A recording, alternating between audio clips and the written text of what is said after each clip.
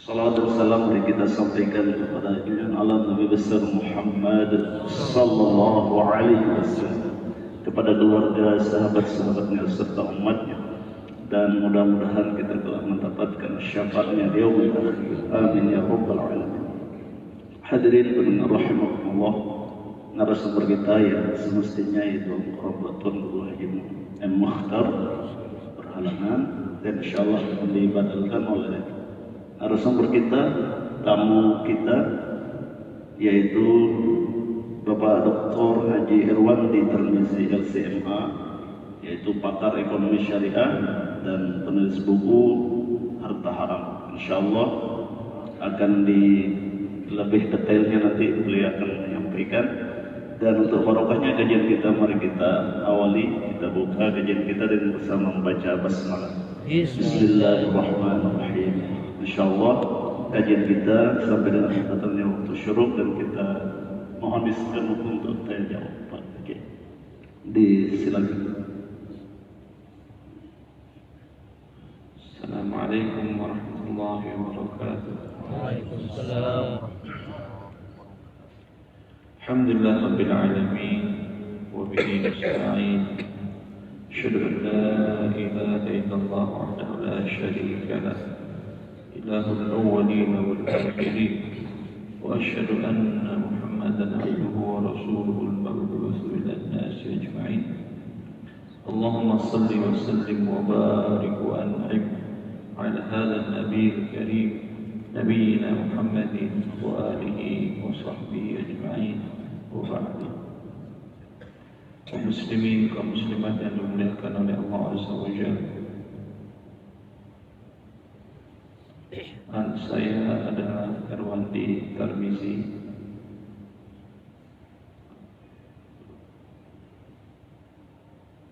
Lahir di Pekanbaru tahun 74, kemudian pesantren di Pekanbaru, kemudian sekolah pernah di Libya, Jakarta, selesai 4 tahun, melanjutkan program S2 di Saudi Arabia di Riyadh, tepatnya Universitas Islam Muhammad bin Saud.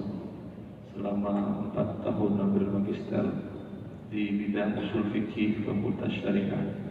Alhamdulillah, dengan tesis berjudul Al-Athar Al-Usuli di Qaidah Isyarat Al-Qudrah Al-Taklif, dan alhamdulillah mendapat nilai kamlot summa kamlot 4,5 skala 5. Kemudian alhamdulillah Allah memberikan nikmat selanjutnya, mempelajari, meneruskan jenjang S3 di program yang sama, di jurusan usul fikih fakultas syariah, di kampus yang sama. Alhamdulillah bisa menyelesaikan program S3 dengan nilai summa kamlot, dengan rata-rata IPK 4,89 skala 5, dengan judul disertasi Tahqiq Madhab Syafi'iyah Fima ikhtalafu fihi min masail usuliyah Fima bahad al-hukm syar'i wal adillah, tentang usul fikih dalam madhab Syafi'i. Itu banyak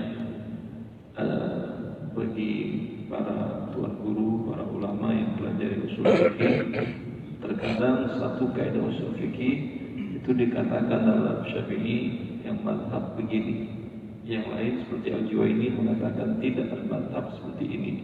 Seperti dalam kaidah mala yatimmu al-wajibu illa bihi falaysa biwajib, atau maka yang saya lakukan dalam disertasi tersebut mempelajari mana sebetulnya yang lebih kuat ke dalam madhab. Tentu menentukan madhab merujuk kepada perkataan Imam Syafi'i dalam qaulainnya, qaul qadim dan qaul jadidnya. Bila tidak ada perkataan Imam Syafi'i, maka biasanya para ulama madhab mentakhrij dari masalah fikih. Jadi usul fikih itu diambilkan dari masalah-masalah fikih. Ya, dan alhamdulillah saya bisa menyelesaikannya. Saya bagi dua dengan tema ini karena madhab Syafi'i terlalu luas. Saya ambil permasalahan hukum syar'i dan dalil.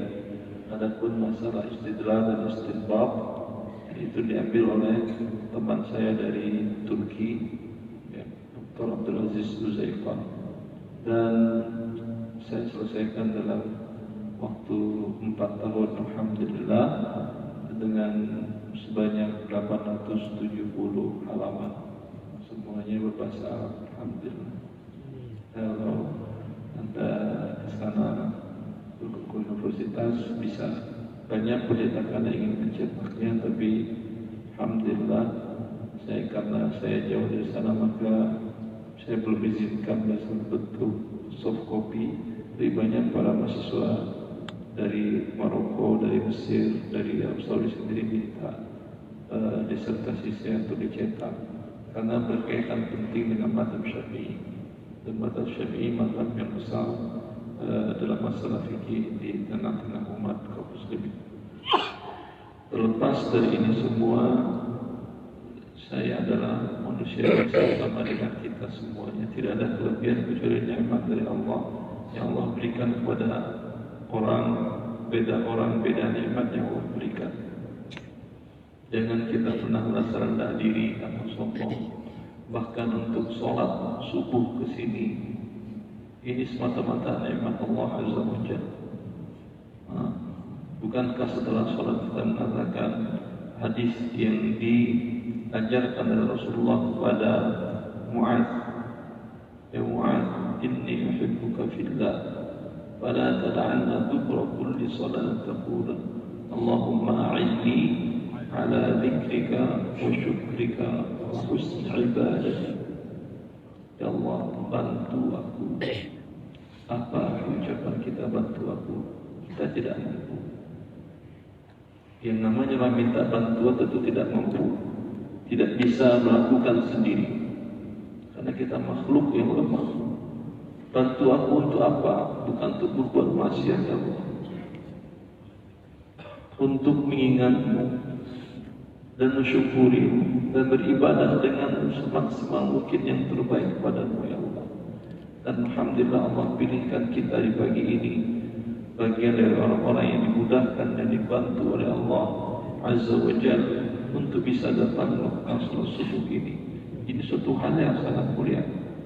Imam Muslim dalam kitab sahihnya meriwayatkan dari Abdullah bin Jundub bin Abdullah, bahwasanya Rasulullah SAW bersabda, "Man shalla subha," dalam riwayat yang lain, "fi jama'atin fa huwa fi dhimmatillah, fala yatlubanna Allah ahadakum bi syai' bi dhimmatihi bi syai'. Faman yatlubuhu Allah fi dhimmatihi alqahu fi nari jahannam." Rasulullah SAW mengatakan, siapa yang salat subuh berjamaah, hadis riwayat Muslim sahih dan syahid, maka dia dalam suaka Allah, dalam keamanan yang diberikan oleh Allah. Orang terkadang dicari di negaranya uang tip, di negara DPO, menjadi tidak tahu pencarian orang, ya, cari suaka terhadap manusia yang lain, pindah dari manusia ini cari suaka ke manusia yang lain. Padahal suaka yang paling kuat adalah suaka Allah Azza wa Jalla. Dhimmatullah, nauman Allah, jiwa Allah di sisi Allah Azza wa Jalla. Diriwayatkan bahwasanya Salim Maula Ibn Umar, seorang ulama besar dalam masa tabi'in, ketika dia hidup di masa itu ada pemerintah yang zalim, dan setiap masa akan terus ada pemerintah yang zalim seperti itu. Bernama Hajjaj bin Yusuf Al-Thaqafi. Hajjaj memerintahkan kepada Salim untuk bawa orang ini pedang penggal lehernya, jangan di depan istana, keluar sedikit. Lalu Salim membawa orang ini dan melewati bapak orang ini dan minta agar Salim mengasihani orang yang akan dibunuh ini. Maka Salim menanyakan kepada dia, kepada anak ini, apakah engkau tadi setelah sholat subuh berjamaah? Kata dia, iya, alhamdulillah. Lalu Salim mengatakan kepada bapaknya, wahai bapak, tenang. Aku mendengar dari Ibnu Umar bahwa Rasulullah SAW bersabda, "Man shalla subha fi jama'ati wa huwa fi himmatillah."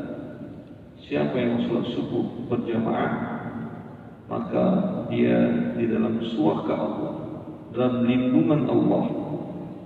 Maka tidak ada siapa seorang pun yang akan bisa menganiaya dia atau memberikan keburukan kepadanya. Dan Rasulullah SAW mengancam, siapa orang yang menganiaya orang yang sholat subuh berjamaah, maka dia merusak suaka Allah. Orang yang merusak suaka Allah pasti aku lemparkan ke dalam neraka jahanam, kata Allah SWT. Maka Salim mengatakan kepada bapaknya bahwa alhamdulillah anakmu sholat subuh dan saya mendengar Rasulullah mengatakan seperti itu. Bersabar. Rasulullah tidak pernah berbohong. Rasulullah Shadiqul Masduq yang Allah turun, yang Allah utus pada Allah Azza wa Jalla dengan risalah Islam, menyampaikan yang hak. Wa ma yantiqu 'anil hawa in huwa illa wahyu yuha. Rasulullah tidak pernah berucap menurut hawa nafsunya, semuanya wahyu, berarti pasti kebenaran. Terkadang kita meragukan, tapi ucapan Rasulullah bila diriwayatkan dengan sanad yang sahih dari beliau, pasti kebenaran. Wahyu yang kedua. Maka Salim mengatakan, bersabarlah. Bila Rasulullah mengucapkan ini, pasti kebenaran. Apa yang terjadi ketika Salim membawa orang ini? Dia ingin mengangkatkan pedang, tangannya tidak bisa bergerak. Lalu dia mengatakan, lihat, dibuangnya pedang dan dibawanya kepada Hajjaj. Lalu Hajjaj mengatakan, apa yang kau lakukan?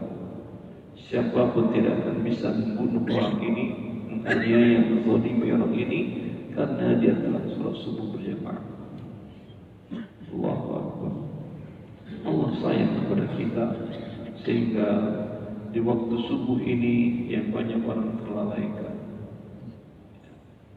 Kita diberikan taufik, kemudahan oleh Allah Azza wa Jalla untuk bisa beribadah kepadanya.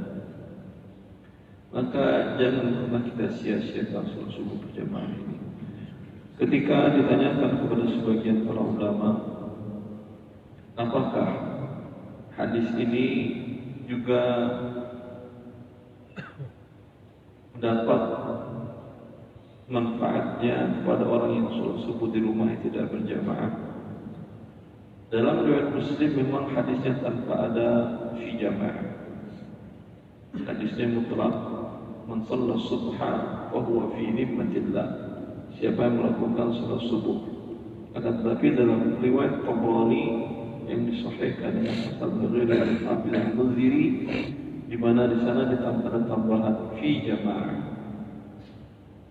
Berarti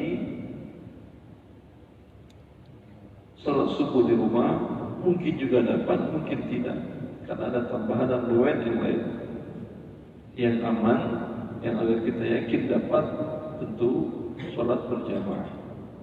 Dan sholat berjamaah memang walau secara masalah fikihnya dikatakan bahwa ada perbedaan para ulama, seperti para ulama mazhab Syafi'i mengatakan sunnah muakkadah.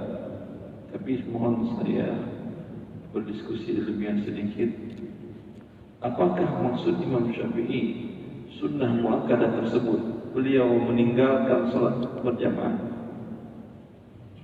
Praktek kehidupan Imam Syafi'i, beliau akan mengatakan sunnah muakkadah.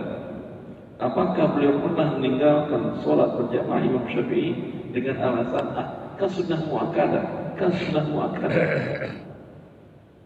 Saya tidak pernah meriwayatkan Imam Syafi'i orang yang dengan gampang meninggalkan sholat berjamaah tanpa uzur, tanpa uzur syar'i. Keluar dari masalah khilaf, kadang orang belajar fikih, ya, memang fikih hukum syar'i, memang secara hukum syar'inya sunnah muakkadah. Begitu dan istidlal Imam Syafi'i melihat dari gabungan sebanyak dalil. Tetapi dalam masalah praktek, dalam masalah amalan, keluar kita dari masalah debat ilmiah fikih ini. Yang jelas walaupun sunnah muakkadah, pernahkah Rasulullah SAW meninggalkan sholat berjamaah? Tidak. Dan tidak mungkin para ulama besar kita seperti Imam Syafi'i dikenal Nasirus Sunnah akan meninggalkan, akan beranjak dari perbuatan Rasulullah SAW. Keluar dari masalah ilmiah ini sunnah muakkadah atau fardu ain atau fardu kifayah. Pendapat dalam mazhab Syafi'i yang paling kuat mengatakan fardu kifayah, dan ini yang dipilih oleh Imam An-Nawawi dalam kitabnya Al-Majmu' Syarhul Muhadzab, yang menunjukkan bahwasanya dalilnya sangat kuat, keluar dari masalah khilaf. Ya, karena sebagian orang belajar fikih malah seperti itu. Ketika tahu ini sunnah muakkadah, sunnah bukan wajib, dia tinggalkan. Apakah maksud para ulama mengatakan sunnah artinya sengaja ditinggalkan? Bukan. Ya, bukan. Untuk dalam beberapa kondisi, sama saja umpamanya kita dikarenakan dalam kehidupan sehari-hari, umpamanya ini harus tidak dilakukan. Umpamanya orang tua menyuruh anaknya, ya, kalau yang wajib kalau ditinggalkan orang tuanya akan marah, mungkin memberikan sanksi, besok nggak ada belanja jajan, nggak ada belanja. Ya, berarti ini wajib. Bila orang tua nyuruh, nah, tolong ambilkan itu. Nah, besok dapat jajan tuh nggak kalau nggak dilakukan. Anak akan berkata begitu, tidak kan ya? Yang namanya anjuran perintah tetap dilakukan oleh si anak. Pahamnya ingin saya sampaikan bahwasanya syaitan terkadang merayu dan menggoda kita dengan permasalahan-permasalahan seperti ini. Orang beranggapan kalau Imam Syafi'i, kalau ulama mengatakan itu kan tidak wajib. Yang wajib kan mazhab Hambali. Wajib tidak wajib, mana yang lebih baik?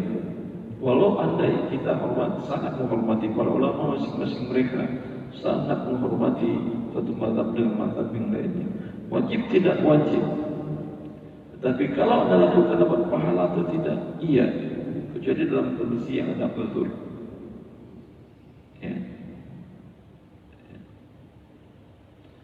Ini ikhwani fillah mengingatkan kita akan bagaimana memahami kaidah-kaidah para ulama di dalam beramal kepada syariat Allah Azza wa Jalla. Karena sering kita dapatkan seperti itu. Ya. Ketika ada khilaf fikih, khilaf masalah fikih, umpamanya juga dalam masalah berwudu, mazhab Syafi'i bahkan cukup dengan mengusap, bahkan sebagian aqwal bermazhab cukup dengan 3 helai rambut.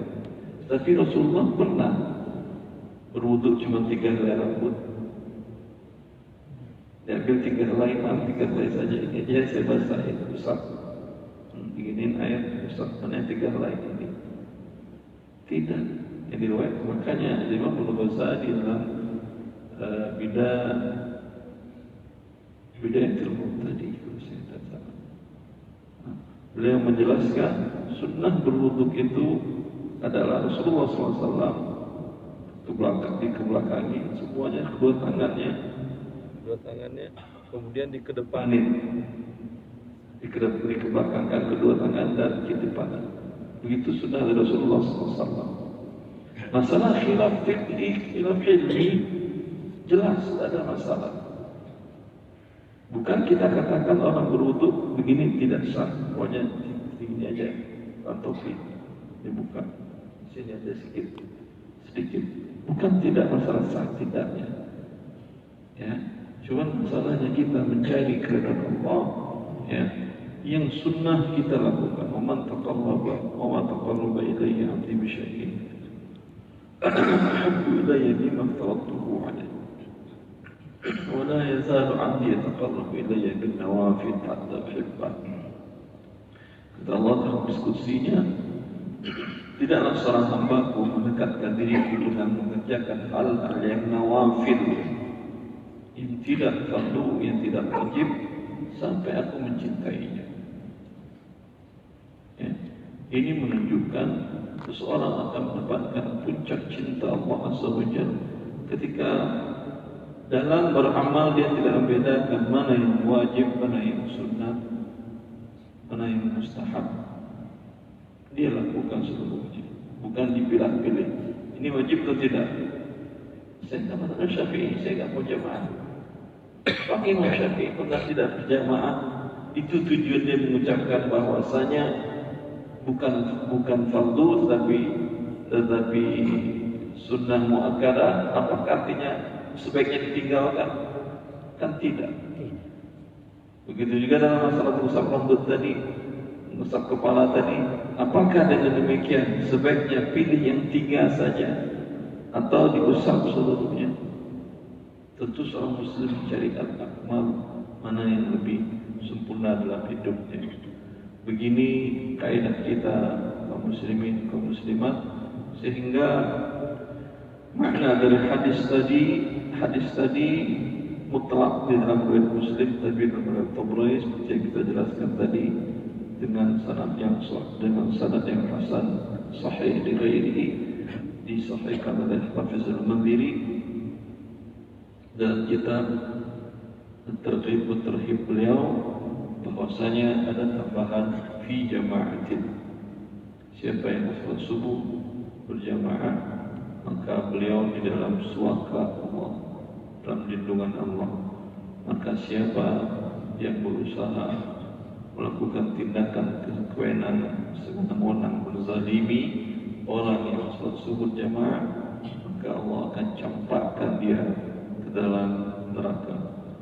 Semoga kita adalah orang-orang yang selalu dipimpin dan dituntun oleh Allah Azza wa Jalla dan inayahnya dengan taufiknya untuk selalu bisa melakukan hal yang maksimal dalam kehidupan kita, lakukan hal yang fardu dan berusaha maksimal melakukan hal yang nawafil, yang sunnah, sehingga kita mendapatkan ridha dan cinta Allah di dalam menempuh hidup dunia ini. Dan ini adalah puncak kebahagiaan seorang makhluk di saat Rabbnya meridainya. Innal ladzina amanu wa 'amilus shalihat sayaj'alu lahumur rahmanu wudda. Sungguhnya orang-orang beriman dan beramal saleh, maka Allah berikan kepada mereka kecintaan. Bila Allah mencintai seorang hamba, seorang makhluknya, seorang manusia, maka Allah sebut nama orang tersebut di arasy-Nya, di hadapan para malaikat muqarrabun. Jibril mendengarnya, lalu Allah mengatakan, wahai Jibril, sesungguhnya aku mencintai fulan. Allah sebut dengan namanya itu Hasan bin Fulan, Hasan bin Ali atau Ali bin Hasan. Wahai Jibril, aku mencintai si fulan karena amalan si fulan maksimal dalam mendekatkan diri kepada Allah Azza wa Jalla. Maka cintailah dia. Maka Jibril pun mengatakan, aku mencintai dia. Dan Jibril pun menyampaikan kepada seluruh penduduk langit, wahai penduduk langit, cintailah si fulan karena Rabb kalian mencintai si fulan. Maka seluruh penduduk langit pun mencintai fulan. Maka ketika penduduk langit semuanya mencintai si fulan, disebutkan oleh Allah dengan namanya di arasy-Nya, maka sayaj'alu lahumur rahmanu wudda, maka manusia penduduk dunia semuanya mencintainya, alam semesta mencintainya.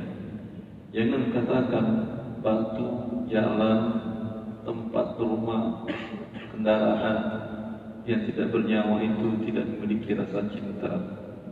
Mereka memiliki rasa cinta.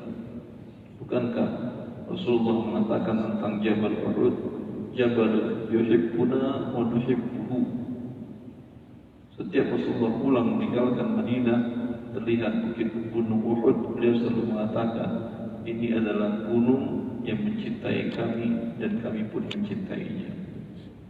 Bukankah ketika Rasulullah SAW dibuatkan mimbar yang sebelumnya Rasulullah setiap berkhutbah hanya berdiri memegang suatu tongkat kayu, ya. Kemudian ketika dibuatkan mimbar, maka Rasulullah tidak berpegang lagi kepada kayu ini. Kayu ini bergerak mengeluarkan suara tangisan seperti tangisan anak bayi. Kata Rasulullah SAW tidak lagi memegangnya. Maka orang yang cintai oleh Allah Azza wa Jalla, alam semesta akan mencintainya. Dan sebaliknya, orang yang bermaksiat kepada Allah Azza wa Jalla, maka alam semesta akan marah dan memurkainya. Dia temui istrinya setelah berbuat dosa, pasti ada hubungan istrinya merasa tidak nyaman dengan suami ini. Sepertinya suaminya bukan yang tadi keluar dari rumahnya. Suaminya pergi keluar buat dosa, pulang ke rumah, istrinya merasa ini suaminya kok bukan suami seperti yang biasanya. Walaupun tidak ada perubahan dari wajah dan fisiknya, tapi dia setelah berbuat dosa, anak-anaknya akan menjadi tidak senang dengan dia. Dan alam semesta, kendaraannya dan seluruhnya akan mendapatkan, dia dapati tidak akan menjadi senang kepada orang ini. Karena wahai ikhwan kaum muslimin, wa inni syai'in illa yusabbihu bihamdi, segala makhluk Allah semuanya bertasbih. Maka bila ada yang tidak bertasbih, tidak ada yang mensucikan Rabb, ada orang yang bermaksiat kepada Rabb, berarti dia sedang melawan arah. Coba bayangkan, mungkin di sini tidak kita bisa contohkan karena enggak ada jalur padat. Kalau di Jakarta jalur padat Tamrin umpamanya hari ini hari kerja, jam 7 sampai jam 8 sampai jam 9 itu jalur padat, nggak bisa bergerak mobil begitu. Semuanya bergerak menuju jalan yang sama dari jalur kiri kanan. Terbayang oleh Anda kalau ada satu yang bermaksiat, ada satu mobil bus lawan arahnya, ini hanya melawan arah. Jangankan melawan arah, ada satu mobil yang mogok saja, tidak mau dia ikut berjalan, apa yang terjadi? Macet semuanya mengutuk ini, iya atau tidak? Ada yang macet berjam-jam pasti mengutuk dia, iya atau tidak? Ini apa lagi? Ini sempah-sempah keluar dari mulut manusia semuanya. Gara-gara satu macet bukan lawan arah. Bayangkan kalau dia melawan arah. Maka bagaimana ketika semua makhluk Allah, bumi, langit dan seisinya kemudian bertasbih kepada Allah Azza wa Jalla, kita berhenti bertasbih. Berhenti, apalagi melawan arah, sengaja durhaka menentang Allah Azza wa Jalla. Apa yang terjadi? Semuanya akan mengutuk kita. Maka jangan pernah untuk berhenti beribadah dan selalu mendekatkan diri kepada Allah Azza wa Jalla. Saya kira cukup. Allah walillahi taufiq. Sallallahu alaihi wa alihi wa sahbihi wasallam. Demikian ya Bu, sisa waktu. Kami persilakan, saya perlu di sharing tentang kajian kita atau yang lain kaitannya dengan fikih atau yang sekarang ada kegiatan di bawah itu ekonomi syariah. Silakan. Bisa dulu deh. Nah, terima kasih Ustaz, tadi penjelasan yang luar biasa, sangat menarik sekali. Ya tadi disampaikan bahwa kalau Allah mencintai seorang, dan maka semua bahkan bisa seluruh alam menjadi mencintainya. Nah, pertanyaannya mungkin perlu dijelasin bagaimana kita mengatakan bahwa kita sudah termasuk di dalam itu, Allah, termasuk yang dicintai oleh Allah itu. Mungkin ada ciri-ciri atau apanya. Terima kasih. Assalamualaikum. Ada, kita tidak mungkin sama kita dengan beramal ibadah. Innama yataqabbalullahu minal muttaqin, kata Allah. Allah hanya terima amal ibadah dari orang bertakwa. Apakah saya amal ibadah saya sudah diterima atau tidak? Tidak ada kita yang bisa memastikan diri, walaupun para ulama, walaupun para sahabat radhiyallahu anhum ajma'in, kecuali Rasulullah dan orang-orang yang beliau jamin masuk surga. 10 sahabat yang jamin Rasulullah SAW masuk surga. Selain itu tidak ada. Dan ini bagian dari nikmat Allah Azza wa Jalla. Karena bila orang sudah dijamin oleh Allah diterima amalnya dan masuk surga, dia akan berbuat semena-mena, berbuat semaunya. Saya kan sudah ada jaminan. Ya. Ini nikmat sehingga kita selalu taat dan tunduk kepada Allah dan Rasulnya Muhammad sallallahu alaihi wasallam. Tidak pernah ada jaminan. Begitu juga masalah cinta tadi, kita berusaha maksimal untuk mencintai Allah, tapi apakah Allah telah mencintai kita atau tidak, kita tidak tahu. Dan jangan pernah merasa, saya kayaknya sudah dicintai oleh Allah Azza wa Jalla. Ya, salah-salah sunnah kayaknya saya mau tinggalin aja. Sedekah-sedekah sunnah yang biasa ini sering saya lakukan. Saya sudah dapat makom tertentu yang sudah dicintai. Tidak. Tetapi Rasulullah SAW yang sudah dapat jaminan pun tetap berdoa dan dia mengajarkan doanya kepada kita. Diriwayatkan dalam sahih bahwasanya Rasulullah SAW berdoa, Allahumma inni as'aluka hubbak wa hubba man yuhibbuk wa hubba amalin yuqarribuni ila hubbik. Ya Allah, sungguh aku minta cintamu. Cintamu yang aku minta agar Allah mencintai kita. Hubba man yuhibbuk, ya Allah berikan kepadaku mencintai orang-orang yang kau cintai. Siapa mereka? Orang-orang soleh, orang yang mengajarkan kepada kaum muslimin kebaikan dunia dan akhirat. Ya. Kita tidak pernah tidak pernah bertemu dengan Imam Syafi'i, dengan Al-Imam Nawawi. Ya, tapi kita mencintai dia karena dia semoga bagian dari orang-orang yang dicintai oleh Allah Azza wa Jalla. Kita tidak pernah bertemu dengan Abu Bakar, Umar, Uthman dan Ali dan seluruh sahabat Rasulullah SAW majma'in. Tapi kita sangat mencintai mereka dan keluarga mereka yang taat kepada Allah Azza wa Jalla. Kita minta cintai karena ini bagian dari orang-orang yang mendapatkan cinta Allah. Kemudian berikan kepada kami Allah amalan yang bisa mendekatkan kami kepada cinta-Mu. Allahumma inni as'aluka hubbak wa hubba man yuhibbuk wa hubba amalin yuqarribuni ila hubbik. Ya Allah, aku minta cinta-Mu. Ya Allah, berikanlah kepadaku kecintaan dalam hatiku kepada orang-orang yang Kau cintai. Mungkin saya tidak pernah bertemu dengan bapak-bapak yang mulia ini, tapi ketika melihat wajah ada hubungan sesuatu yang tidak bisa dipungkiri, kedekatan sebagai tidak pernah ada hubungan keluarga dan kerabat, mungkin masa saling tak paham. Kalau bagaimana sekarang sedih-sedih saya juga tak paham. Saya kelahiran Pekanbaru, besar di sana bahasa Padang, mungkin nggak terlalu paham juga. Tapi dengan melihat wajahnya ada rasa cinta.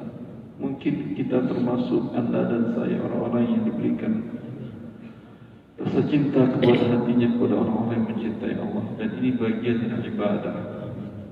Ini bagian dari wala, dari berwala mencintai orang-orang yang dicintai oleh Allah. Ahubba amalin yuqarribuni ila hubbik. Ya Allah, berikan kepada kami untuk mencintai setiap amalan yang mendekatkan kepada cinta-Mu. Setiap perbuatan mendekatkan kepada cinta-Mu.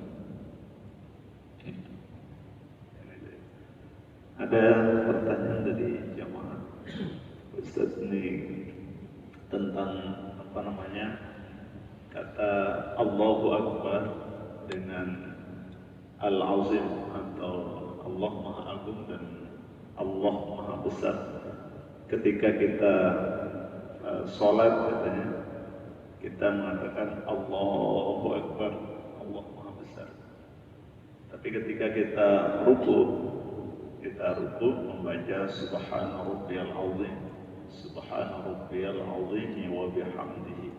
Nah, di mana letak perbedaannya antara Allah Maha Besar dengan Allah Maha Agung kalau diterjemahkan di dalam bahasa barangkali mohon pencerahan. Yang jelas dalam masalah fikih ulama kita sepakat bila ketika takbiratul ihram kita ganti dengan Allahu Azam, Allahul Azim, sah atau tidak salatnya? Ijma' para ulama fikih tidak sah. Allahu Akbar.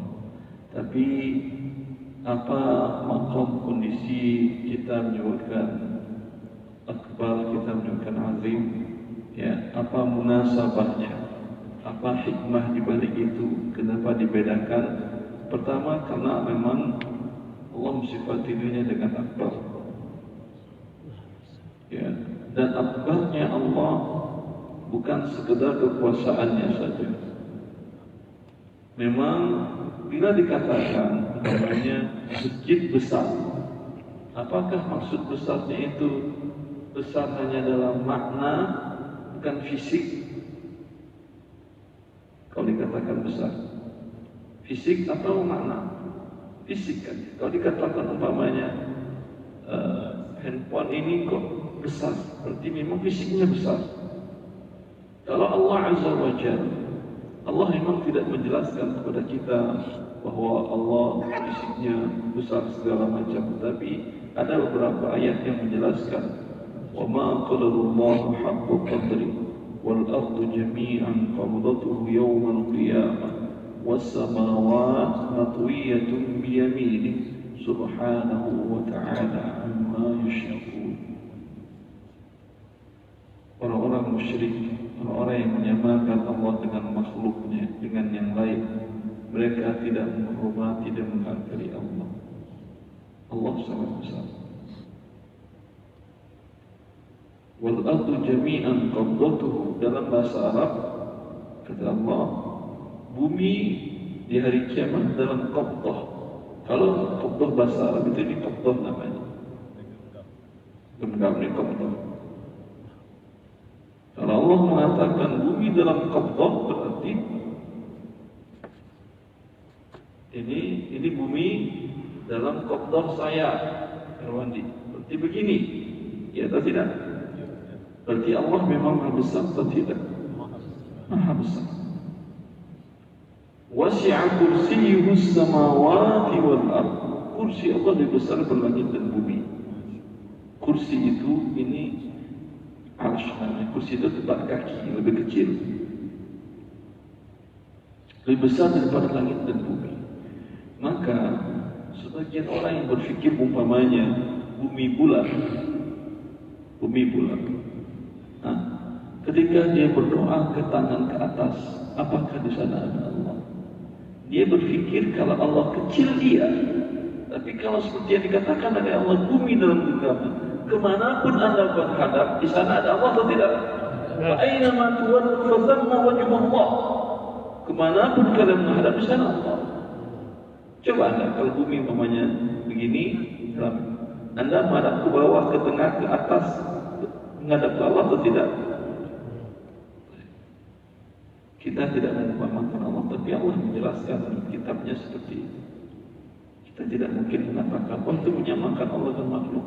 Allah yang mengatakan dalam Al-Quran mensifati dirinya dengan besar, ya. Dan munasabahnya ini sengaja saya sampaikan maha besar tersebut karena sebagian orang memahami Allah itu gaib. Gaib sama sekali tidak bisa dijelaskan secara kata-kata. Padahal Allah telah menjelaskan tentang Allah di dalam Al-Quran. Dan ini semua agama samawi sama. Ketika dalam mentafsirkan hadis tadi ada satu riwayat, datang ke seorang yang pendeta Yahudi kepada Rasulullah. Dia mengatakan, ya Muhammad, bahwa bahwa bumi, laut di dalam telunjuk, di atas telunjuk Allah, pepohonan, gunung-gunung di atas jari tengah Allah. Dia menyebutkan semuanya, bintang langit semua di tangan jempol Allah. Ya, maka Rasulullah SAW tertawa dan Rasulullah membacakan wa ma qadarullah haqqa qadrih. Artinya semua agama samawi menjelaskan tentang Allah sama, bahwa Allah memang sangat maha besar. Kemudian munasabahnya tadi ketika takbir kita mengucapkan Allahu Akbar, Allah maha besar. Kenapa? Apa hikmahnya ketika rukuk malah kita ucapkan al-azim, subhana rabbiyal azim. Subhana ucapan maha suci. Dalam safar, dalam kita perjalanan disunnahkan kalau kita jalannya mendaki baca apa? Allahu Akbar. Ketika jalannya menurun kita baca Subhanallah. Kalau kita naik pesawat ketika take off kita baca Allahu Akbar, Allahu Akbar, Allahu Akbar. Ketika dia mau turun mau landing kita baca Subhanallah, Subhanallah. Wallahu ta'ala alam. Ketika kita berdiri kita dalam posisi tinggi kita membacakan Allahu Akbar. Ketika kita turun rukuk Subhana rabbiyal azim, maha suci Allah. Allah tidak akan mungkin turun seperti kita turun. Yang turun hanya kita yang lemah ini. Allah maha suci dari turun. Kita naik, Allah maha besar, Allah sangat besar. Kita turun, Allah maha suci untuk turun. Wallahu ta'ala alam. Ini yang bisa saya jelaskan tentang makna ini. Masih ada? Oh ya, masih satu menit lagi. Terima kasih, sungguh materi yang sangat singkat tapi luar biasa padat, menarik. Bahwa jika kita dicintai oleh Allah, semua makhluk yang lain pun mencintai kita. Nah, berbicara tentang makhluk, apakah itu pohon, batu, isi laut dan sebagainya, yang kemudian sekarang ini banyak terjadi bencana banjir yang menghantam Sulawesi Selatan misalnya, itu memberikan dampak yang sangat luas, termasuk kepada orang-orang yang soleh pun atau ulama itu terkena dampak. Nah, bagaimana kita bisa memahami makhluk-makhluk itu mencintai seseorang yang dicintai oleh Allah. Terima kasih. Assalamualaikum warahmatullahi wabarakatuh. Assalamualaikum warahmatullahi wabarakatuh. Allah Azza wa Jalla tidak pernah menzalimi siapapun juga. Bagi orang-orang yang soleh, ya, karena dia tidak pernah meyakini bahwa dia telah dicintai oleh Allah Azza wa Jalla, maka setiap sesuatu yang tidak diinginkan terjadi oleh manusia dan terjadi pada dirinya dianggap adalah menambah derajatnya di sisi Allah sebagai ujian dan cobaan. Inna Allah idza habba qauman ibtalahum. Rasulullah SAW, Allah bila mencintai satu kaum maka Allah beri ujian kepada dia. Kepada yang berbuat dosa tentu azab. Dia bersabar menerima ujian atau tidak. Ini menambahkan, menaikkan derajatnya kembali bagi orang-orang yang soleh. Dimanapun musibah terjadi, ya seperti itu. Memang pada dasarnya, bila semuanya soleh dan semuanya amar ma'ruf nahi munkar semampu mungkin, seperti yang terjadi di masyarakat sahabat. Dan bahkan ketika Rasulullah SAW masih hidup, beliau naik ke atas bukit Uhud bersama Abu Bakar, Umar dan Utsman. Uhud bergerak, wallahualam mungkin gempa atau apa, dia jelas bergerak. Rasul letakkan kakinya, "Utsbut ya Uhud, fa inna 'alaika Rasulullah."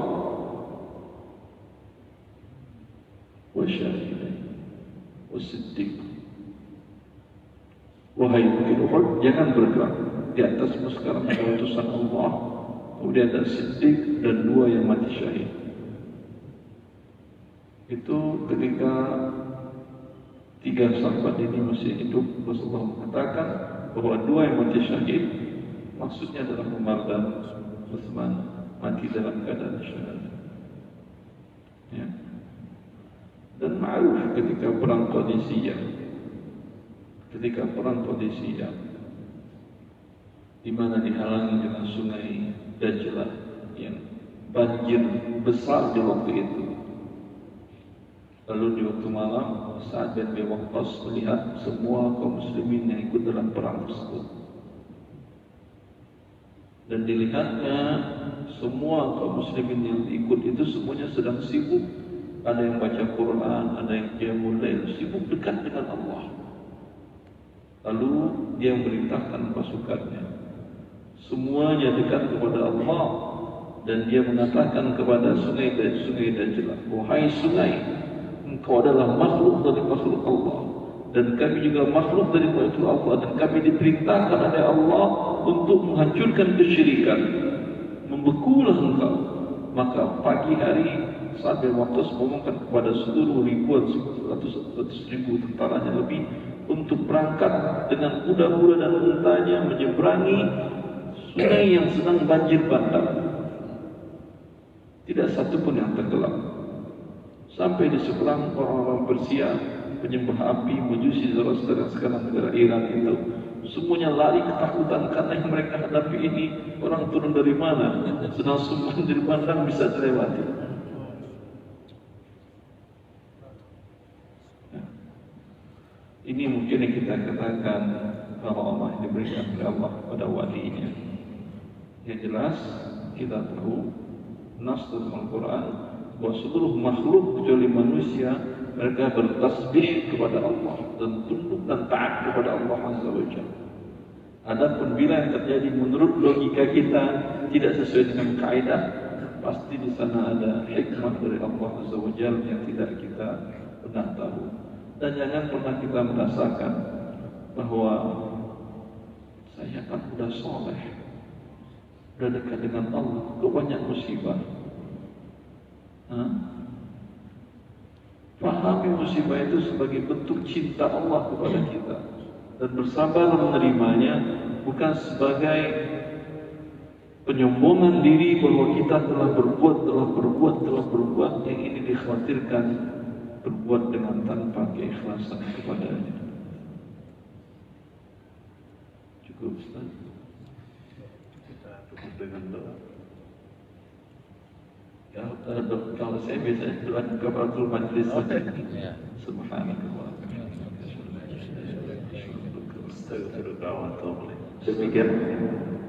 Demikian jemaah dan pendengar kajian kita di bagian ini, mudah-mudahan apa yang disampaikan tadi sebagai motivasi kita untuk selalu bertakarrub, mendekatkan diri kepada Allah Subhanahu wa taala, dan mudah-mudahan kita aman selamat dari bencana. Memang akhir ini sudah disampaikan oleh BMKG bahwa cuaca ekstrim. Jadi kita sebagai kaum muslimin yang selalu bertakarrub kepada Allah, mudah-mudahan menjadi cobaan yang mendatangkan hikmah.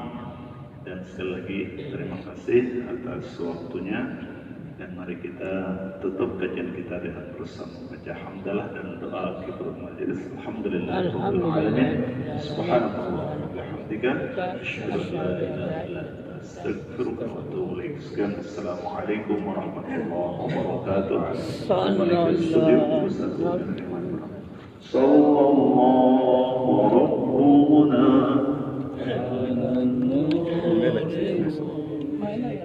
أحمد المصطفى سيد المرسلين